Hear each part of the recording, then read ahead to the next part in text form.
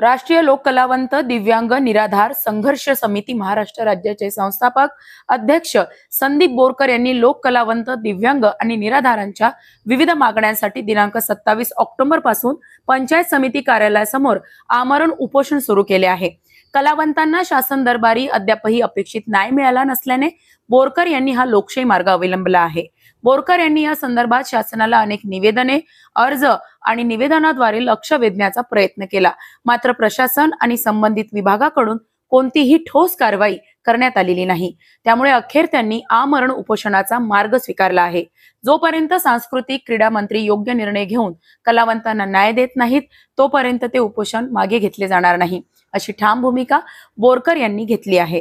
त्यांच्या या आंदोलनाला स्थानिक कलावंत आणि सामाजिक कार्यकर्त्यांचा पाठिंबा मिळत असून शासनाने तातडीने हस्तक्षेप करून कलावंतांच्या मागण्या मान्य कराव्यात, अशी मागणी जनतेकडून होत आहे।